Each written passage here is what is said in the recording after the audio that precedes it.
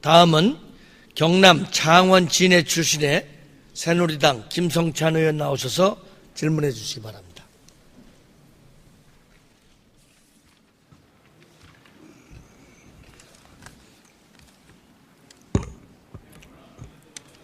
존경하는 국민 여러분, 강창희 국회의장님과 선배 동료 여러분, 경남 진해 출신 김성찬입니다.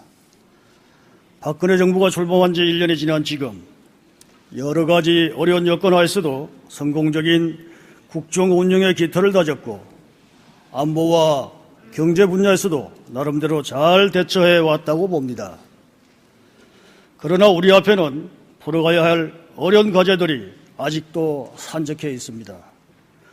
특히 남북관계와 외교 안보 문제는 어느 때보다도 긴박하고 중대한 상황을 맞고 있습니다. 먼저 국무총리께 질의하겠습니다.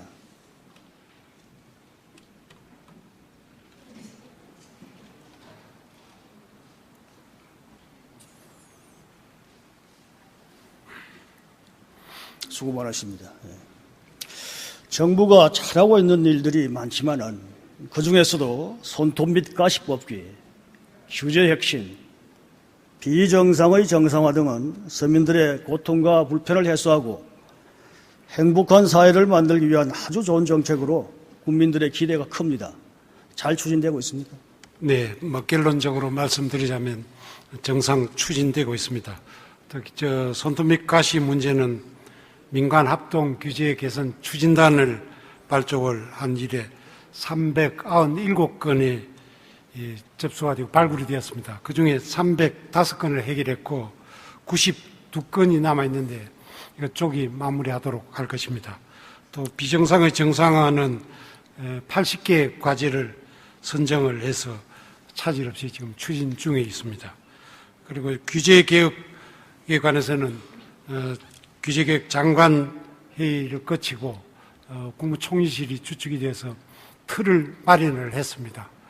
각 규제의 분류를 하고 그걸 누가 그걸 해결해 갈 것인지 그것도 로드맵은 어떻게 할 것인지 하는 것을 정해서 지금 집중적으로 하고 있고 그 결과는 다음 기회가 되면 국회에도 보고를 드리도록 하겠습니다. 예.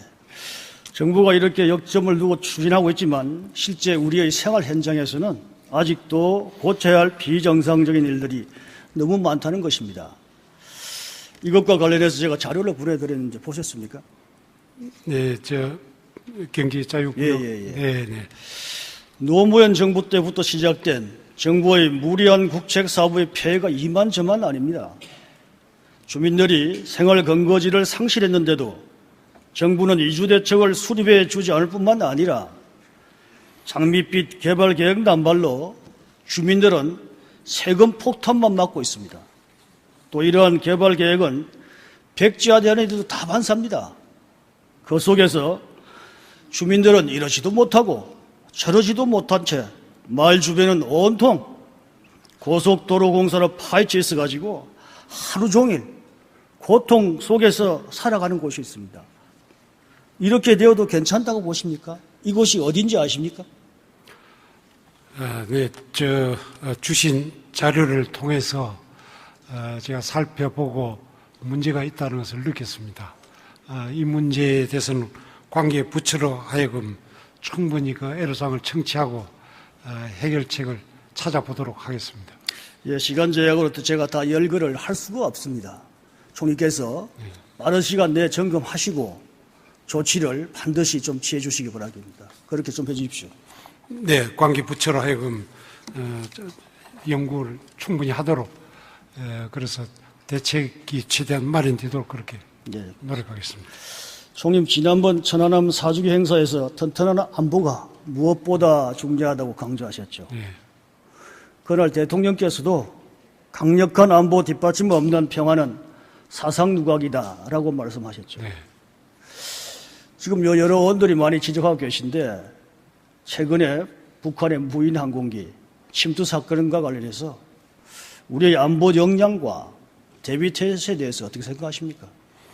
그동안 국방부를 중심으로 해서 우리 대응 역량을 키우는 데 노력을 했고 나름대로 만반의 태세를 갖추고 있습니다만 이번에 무인기 사건으로 해서 국민들에게 또 심려를 끼치게 해서 죄송스럽게 생각을 합니다. 이 점에 대해서는 조금 우리가 좀 취약한 부분이 있었다는 것을 이번 기회에 확인을 했기 때문에 빠른 시일 내에 대비책을 강구하고 뭐 장비나 시설을 갖추도록 그렇게 할 것이기 때문에 국민들께서 안심하셨으면 합니다. 예. 북한의 3차 핵실험 이후에 북한의 비핵화를 위해서 실제로 정부가 어떤 조치를 취했습니까? 뭐 비핵화를 위해서는 그동안 유엔 안보이사의 대북 제재 결의를 이끌어내었고 지금 인접 국가들과 함께 외교적인 압력 내지 또 여러 가지 제재에 동참하는 그런 노력을 기울이고 있습니다. 그런 많은 노력을 했음에도 불구하고 실질적으로 비핵화에 대해서는 아무 진전이 없지 않습니까? 이것이 문제 아닙니까? 네, 그런 문제의식을 정부도 갖고 있습니다. 우리 정부에서 북한의 핵 문제에 대해서 전문적으로 연구하고 전담하고 평가하고 분석하는 이런 전담 부서가 있습니까? 네, 그건 뭐 각 부처에 아니 각 부처 가지고 총리님 이 문제가 각 부처 가지고 이래 산발적으로 이래 연구해서 될 일이 아닙니다. 지금 북핵보다 엄중하고 우리한테 심각한 게 어디 있습니까? 정말로 총리님 직속을 하든지 이 전담 전문가를 다 모여가지고 이 문제만 집중적으로 연구하고 분석하고 대응하고 해야 됩니다. 작년에 핵실험한 그 결과 분석 나왔습니까? 예, 그 결과는 제가 보지는 못했습니다. 지금 분석도 안 됐습니다. 1년이 지났는데도. 우라늄 단으로 했는지, 플루토늄 단으로 했는지, 수소폭탄인지, 도대체, 물론, 여러 가지 정보사항을 포집하는 부분에서 뭐 안 된 부분도 있지만은, 1년이 지났는데, 작년 이맘때는 얼마나 그 문제에 대해서 총리님 또 여러 가지 장관들이 얼마나 이 문제에 대해서 걱정하고 잘하겠다 했습니까? 1년 지났는데 뭐 했습니까? 그 뭐 일일이 그거를 일일이가 아니라 공개적으로 하기는 어렵습니다만 총리님 예. 일일이가 아니라 정부가 전문적으로 연구를 해서 국민들께 알아들을 수 있도록 국민들께 잘 이 부분에 대해 설명되고 또는 국민들께 간단하게라도 돼야 되는데 전혀 1년 동안 노력을 했음에도 불구하고 국민들이 체감을 한 부분은 그렇지 않다는 겁니다. 예, 뭐 그런 걱정에 대해서 이해가 갑니다. 다만 이 방호 체계에 관한 문제는 공개적으로 하기 어려운 부분도 있다는 점을 말씀드리고 우선 작년 뭐 그 위에 충분히 포집이 안 된 관계를 해가지고 우리 자료상으로 좀 어려움은 있지만은 소형화 기술이 상당히 진전되었다는 데 대해서는 저희들이 결론을 얻고 있고 또 각 전문 부서에서 거기에 대한 연구와 대응을 하고 있다는 것을 말씀을 드립니다. 북한이 4차 핵실험을 한다면 우리 정부에서는 어떤 조치를 취할 것입니까? 뭐 안보이사회 등 국제사회 공조를 통해서 강력한 징벌적인 조치를 하는 그런 노력을 그 정도 가지고 되겠습니까? 뭐 국제관계나 남북관계에 있어서는 국제관계는 뭐 1차, 2차, 3차 때도 다 했던 거고 그러니까 이 정도 가지고 아니한 대책 가지고는 안 된다는 겁니다. 4차 핵실험을 하면 어떻게 하겠다는 것을 구체적으로 브레이크다운해서 준비를 하셔야 된다라는 걸 말씀드립니다. 지금도 뭐 중국 등 이웃 우방들과 여기에 제어하는 노력을 하고 있습니다만 사전적인 예방에 많은 노력을 기울이고 또 혹시라도 사후 뭐 그런 글이 생기게 되면 그에 따른 지재와 징벌이 가해지도록 최대한 노력하겠습니다. 예, 수고하셨습니다. 들어가십시오. 국방부 장관께 질의하겠습니다.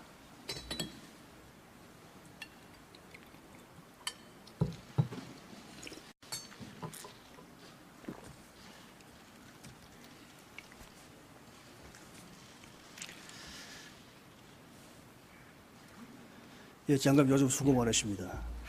군의 대비 태세에 대해서 몇 가지 질의드리겠습니다. 예. 조금 전에 존경하는 박주선 의원께서 무인 항공기 질의 중에 장관께서 이거 별것 아니다, 심각하다고 보지 않는다 라고 말씀하셨죠. 현재 수준에서의 그러니까요. 초보적 단계를 봤을 적에는 현재는 그렇지만은 곧 이것이 발전될 수가 있다. 장관님, 시급히 대처를 해야 된다. 그게 아니다 말이죠. 작년도에 2013년에 북한이 자폭형 무인 항공기를 열병식 때 공개했지 않습니까? 그 자폭형 무인 항공기는 동체가 큰 겁니다. 그렇기 때문에 그 자폭형은 동체의 크기나 속력으로 봐가지고 충분히 탐지가 되고 격추가 가능한 이런 수준을 저희는 가지고 있습니다. 하여튼 우리 국방부가 모든 사안을 보는 부분이 너무 안이하고 소극적이다, 이렇게 제가 지적을 하지 않을 수 없습니다. 북한 무인 항공기와 관련해서 우리 박주선 의원께서 질의한 거 중복사항은 피하고 몇 가지 좀 더 질의하겠습니다. 이 문제는 방어 체계뿐만 아니라 정보 분석 체계와 북한 도발에 대한 대응 자세에 심각한 문제가 있다고 이렇게 많은 국민들이 걱정을 하고 있습니다. 휴전선을 넘어서 군 부대를 통과해서 청와대 촬영할 때까지 서북도서 부대를 싹 훑고 지나갈 때까지 도대체 군 부대는 뭐 했습니까? 그러기 때문에 이제까지 우리가 가지고 있는 탐지 레이더 체계는 RCS 1제곱미터 이상 정상적인 비행체에 대한 식별 능력을 가지고자 하는 것이었는데, 이번에 소형 비행체에 대해서 현재로 봐서는 우리 레이더 체계로는 식별이 안 되기 때문에 시급히 일부 선진국가에서 전력화되어 있는 걸로 저희들이 알고 있기 때문에 이것을 우리도 배치시키고자 하는 노력을 하고 있는 것입니다. 북한이 언제부터 무인 항공기 개발하신지 아십니까? 90년대부터입니다. 93년부터 매년 35대를 했지 않습니까? 지금 700대 이상을 가지고 있다고 이렇게 평가할 수밖에 없습니다. 파주에 추락한 무인 항공기에 대해서도 조금 전에 합동조사가 진행 중이다. 그렇지만은 국민들이 많이 궁금하기 때문에 서둘러서 발표하셨다, 이렇게 말씀하셨죠. 중간 결과를 발표했다. 장관님, 그것이 이해가 되는 말씀입니까? 아니, 그 엄중한 것이 24일, 지금 10일 지났는데 아직도 합동조사 중에 있고, 중앙합심했습니까? 중앙합심 중에 있습니다. 지역합심했습니까? 예, 지역합심을 했고, 지역합심 결과와 중앙합심 결과 한번 말씀해 보십시오. 지역합심 여기서 제가 공개할 수는 없고, 지역합심 결과 이것은 중앙합심으로 가서 결론을 내야 되겠다 해서 중앙합심으로 올렸고, 중앙합심이 진행 중에 있으면 거기에는 기술 분석까지 포함이 됩니다. 그렇기 때문에 시간은 좀 더 걸릴 것으로 생각하나, 장관님, 자세한 내용, 이것이 수리부속이 일본에서 만들었다, 이런 내용은 정말로 전문가인 국방부나 국정원이나 기무사에서 하시고, 이것이 북한 것이다, 아니다, 이런 부분은 삼척 동자가 봐도 북한 것이 분명한데 이것에 대해서 대공 용의점이 없다, 북한과 연관이 없는 것으로 보고 있다고 언론에 놔도 국방부는 일주일 동안 묵묵부답이고 아무 말 없다, 이런 부분에 대해서 국민들이 우려한다는 겁니다. 중앙합심은 6개 부처가 합동으로 실시하는 기관입니다. 그리고 여기서 중요한 것은 처음에 대공 용의점 여부에 대해서 국방부에서 정식 발표를 하지 않았고, 이것이 중앙합심의 중간 결론이 북한 것으로 거의 추정이 된다, 의심이 된다, 하기에 저희가 서둘러 발표를 하게 된 것입니다. 네, 국방부에서는 발표 안 했다고 합니다만은 언론이 추측해서 발표를 하여 국민들은 그렇게 알고 있지 않습니까? 그렇다면 국방부에서 그렇지 않다는 것을 이야기를 해야 되는 겁니다. 병영도 무인 항공기가 추락 전까지는 파주 무인 항공기는 북한과 관련 없는 것으로 모든 국민이 알고 있고 그렇게 넘어갔을 것 아닙니까? 그렇게 언론 발표되었었는데, 물론 언론이 추적을 했겠지만은 그런 부분에서 국방부가, 정부가 바로 잡아 주셔야 된다는 겁니다. 잘 알겠습니다. 지난 3월 26일 북한의 노동 미사일 발사를 사진에 인지했습니까? 우리 국방부에서? 발사 단계부터 저희가 추적이 가능했습니다. 3월 31일 북한이 포격 도발할 때 그날 아침 이함대 사격 훈련 전통문을 보내기 전에 포격 도발 징후를 사전에 인지했습니까? 그 사람들은 아니, 사전에 인지했습니까? 저희는 모든 경우에 대비를 하고 있기 때문에 뭐 사전에 아니, 할 것이다 할 것이 인지한다는 것보다는 북한이 먼저 전문을 보냈고 거기에 대비를 또 했습니다. 3월 27일 NLL 침범한 어선도 우리 대비 태세 확인을 목적으로 침범한 것이라 판단되는데 어떻습니까? 일단 NLL 남쪽에서 지체를 하고 있었기 때문에 저희가 이 나포 후에 신문을 했습니다. 신문 결과 단순 어민으로 저희들이 조사를 마쳤고 그래서 인도주의적 관점에서 송환시켰습니다. 그러나 방금 언급하신 그런 문제에 대해서는 저희가 항상 유념하고 있습니다. 언론 발표에는 조업 흔적도 없고 조업 어구도 없었고 나포시에는 엔진 고장이 없었다라고 했습니다. 미심쩍은 부분이 한두 가지도 아닌데 왜 1시간 40분만 조사하고 급하게 돌려보낸 이유가 뭡니까? 나포 후에 보니까 엔진 고장이었습니다.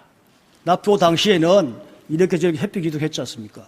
그 회피 기동이 아니고 그 일부 그 피하려고 자꾸 노력을 했던 흔적을 저희들이 알고 있고 엔진 고장으로 판명이 됐기 때문에 그것이 엔진 고장이 안 난 거죠. 뭐 좋습니다. 왜 1시간만 40분만 이렇게 조사하고 급하게 왜 돌려보냈나? 충분히 조사를 했습니다. 1시간 40분인데요. 네. 우리 군이 북한의 동태를 24시간 감시하고 있고 온갖 도발 양상을 상정하여 철저하게 대비하고 있다고 하는데 참으로 걱정스럽습니다. 특히 핵탄두를 탑재한 노동미사일의 발사 징후를 사전에 포착하지 못한 점은 아주 심각한 문제입니다. 우리 장관께서도 수차례 북한이 핵무기를 사용할 징후가 있으면 사전에 탐지하여 요격하겠다라고 강조했는데 사전 징후 포착이 안 되는데 타격 무기만 있으면 뭐합니까? 이러한 부분에 대해서 유념하시고 지난번 영국의 맥킨지서가 경영 진단한 거 아시죠? 예. 이런 상태로 도저히 전쟁을 치를 수 없다고 평가했는데 저는 이걸 믿고 싶지는 않습니다. 내용이 어떻게 된 겁니까? 우리 군수지원 체제의 문제를 지적했습니다. 그래서 군수지원 체제상에 앞으로 수리부 소국에 대한 예측을 어떻게 할 것이냐, 물류 체계를 어떻게 빨리 단축을 시킬 것이냐 이런 등등에 대해서 저희가 과제를 정해가지고 현재 추진 중에 있습니다. 이런 상태로 전쟁을 치를 수 없다고 평가한 것에 대해서는 어떻게 생각하십니까? 그것은 좀 과한 평가였다고 생각합니다. 그런 부분에 대해서도 이제 언론에 났기 때문에 사실이 아니기 때문에 그냥 두는 것보다 그렇지 않다는 부분을 좀 이렇게 해서 국민들이 안심할 수 있도록 이런 부분 좀 해주십사라고 말씀을 드리는 겁니다. 우리 장병들이 많은 수고를 하고 있고 또 열심히 잘하고 있는 점도 많지만 전반적인 대비 태세에 대해서는 국민들께서 걱정을 많이 하고 있습니다. 자나깨나 도발을 획책하는 북한은 온갖 기만 전술과 악랄하고 교활한 수법을 동원하고 있는데 우리 군은 너무 안일하고 느슨하게 대응하고 있다는 생각을 지울 수가 없습니다. 북한 문제에 대해서만큼은 한치의 방심과 소홀함이 없어야 하고 작은 실수도 용납되어서는 안 된다는 점을 다시 한번 강조합니다. 장관님, 북한의 핵무기 개발이 어느 수준에 와 있습니까? 예.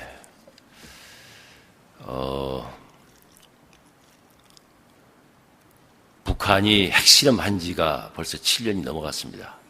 그렇기 때문에 북한의 소형화 기술도 상당 수준 진척되었을 것으로 생각을 합니다. 다만 핵무기를 보유하고 있는지 몇 개나 가지고 있는지는 확실한 정보를 가지고 있지 않습니다. 정확하지는 않지만은 우리 국방부에서도 수차례 업무 보고에서 언제라도 핵을 무기화해서 사용할 실제 위협으로 발전하고 있다. 이렇게 항상 보고하시고 우라늄을 이용한 핵무기를 제조할 수 있는 수준이 됐다고도 장관께서 말씀하셨지 않습니까? 예, 그런 수준으로 평가를 합니다. 네. 이런 핵과 탄도탄의 위협에 대해서 어떤 준비를 해오셨는지 국민들이 안심할 수 있도록 이 자리에 조금 말씀해 주십시오. 물론 작년 SCM 때 한미 간에 합의한 적이 있습니다만은 북한 핵에 대비한 맞춤형 억제 전략, 이것은 유효합니다. 우리 군 자체적으로는 앞으로 사전에 탐지해서 타격을 할 수 있는 킬체인 전략, 또 우리가 즉 탄도미사일을 요격할 수 있는 KMD 이런 체계를 2020년대 초까지 마련할 예정입니다. 장관님, 한국형 탄도탄 방어 개념을 연구 완료했습니까? 예, 했습니까? 그것은 현재 우리가 추진하고 있는 시스템이 있고 추가제로 더 추진해야 할 체계가 한국형 있습니다. 방어 탄도탄 방어 개념 연구 완료했습니까? 그 이미 연구가 되어 있는 겁니다. 연구 완료했습니까? 연구가 되어 있습니다. 그래서 연구되어 있습니까? 제출할 수 있습니까? 나중에 별도로 그 내용은 2013년 말까지 연구 완료한다는데 아직도 안 되어 있습니다. 왜 안 되어 있습니까? 그 내용은 이제 어느 한계를 두고서 할 것이냐에 따라 가지고 조금 차원이 다른 문제인데 추후 과제는 지금 연구 중에 있습니다. 2013년 말까지 연구 완료한다고 보고한 내용이 올해 5월달경 되어야 끝난다고 합니다. 제가 국방부로 보고받은 내용입니다. 아니, 장관님, 이리 엄중한 내용을 작년 말까지 한다는 부분은 여러 가지 물리적 연구 때문에 이해가 됩니다만은 이것을 또 5개월이나 연기해서 연구한다는 부분에 저는 도저히 납득이 안 갑니다. 연구원을 포함해서 국방부의 자세가 너무 안해하고 한심하다 라고 지적 안 할 수가 없습니다. 어떻게 생각하십니까? 우리 군은 여러 가지 악조건에도 불구하고 북한의 위협에 대해서 항상 대비하고 있고 북한의 동향을 면밀히 감시하고 있습니다. 장관님, 말씀만 하실 게 아니고 이러한 부분 사수할지 몰라도 그러나 12월 말까지 완료한다 했으면 이 핵무기 개념에 대해서는 완료하셔야죠. 왜 그것을 5개월이나 또 지연시켜서 이렇게 아직도 안 합니까? 뭐 여러 가지 이유가 있었겠죠. 무슨 이유입니까? 한번 이야기해 보십시오. 그 내용에 대해서는 아, 제가 국민들께 이해되도록 한번 말씀해 보십시오. 이 자리에서. 그 내용에 대해서는 별도로 파악해서 아니, 볼 국민들 수 있습니다. 저한테 말씀하실 게 아니고 국민들이 이해하시도록 말씀 좀 해 주십시오. 방금 말씀하신 그 연구 문제는 여러 가지 포괄적인 내용을 담고 있기 때문에 그럼 별도로 제가 검토를 하겠습니다. 열심히 하고 있는 거 알고 있습니다. 이런 엄중한 내용에 대해서는 좀 더 우리 국방부에서 좀 더 심각성을 가지고 좀 독려하고 연구원도 이때는 밤잠 좀 자지 않고 이런 자세 이게 필요한 때 아닙니까? 제가 그것을 지금 말씀드리는 겁니다. 여러 가지 어려운 거 압니다. 그렇게 좀 해주시고 이런 개념도 정립이 안 되어 있는데 어떻게 수조 원의 무기를 도입한다는 계획을 추진하고 있는지 저는 도저히 이해가 안 된다 하는 부분도 지적을 안 할 수 없습니다. 장관님, 잠시 화면을 좀 봐주시죠. 이곳이 바로 북한의 4군단과 맞서고 있는 우리 해병대가 주둔하고 있는 서북도였습니다. 어떻게 보십니까? 제가 볼 때는 자세히 한번 보십시오. 다윗과 골리앗의 싸움 같습니다. 그렇게 안 느끼십니까? 예, 저 4군단은 정식 편제 부대이고 계속 좀 떼어주세요. 예, 우리는 5개 도서에 전력이 배치되어 있기 때문에 전력의 상대는 북한이 앞서는 건 사실입니다. 그러나 우리는 북한보다도 훨씬 우수한 항공력과 또 지상무기까지 같이 합동성을 발휘하는 집중력을 발휘할 수가 있기 때문에 저희는 적이 많이 도발하더라도 가차없이 응징할 수 있는 태세가 되어 있습니다. 장관님, 적이 도발하고 싶을 때, 도발하려 할 때 우리 공군기가 작전 가능한 날짜를 택하겠습니까?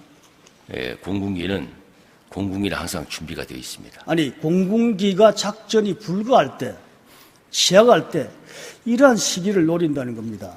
그래서 물론 준비는 하고 계시겠지만은 북한에게는 목구멍에 가시 같고 옆구리에 비서 같은 곳이지만은 우리에게는 정말로 전략 전술적으로 매우 중요한 곳인데 아직도 이곳의 전력은 턱없이 부족하다는 것입니다.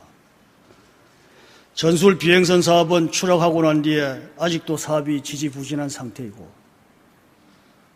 해안포는 낡아서 성능 발휘가 안 되고 있고, 공격 헬기는 야간과 해상 작전에 적합하지 않고, 스파이크 미사일도 그것으로 부족하고, 수리 부속도 턱없이 부족하고, 도서관 이동 수단도 구비되어 있지 않습니다. 제가 보안 문제 때문에 자세히 열거할 수가 없습니다.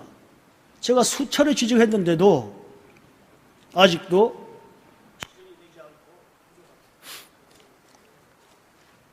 예. 서북도서는 그동안에 전력을 많이 보강을 했고 더 보강하고 있는 사업이 진행 중에 있습니다. 방금 말씀을 드렸습니다마는 합동전력을 잘 운용해서 집중력을 발휘하면은 저거 도발은 얼마든지 억제할 수 있고 도발 시 응징이 가능합니다. 네.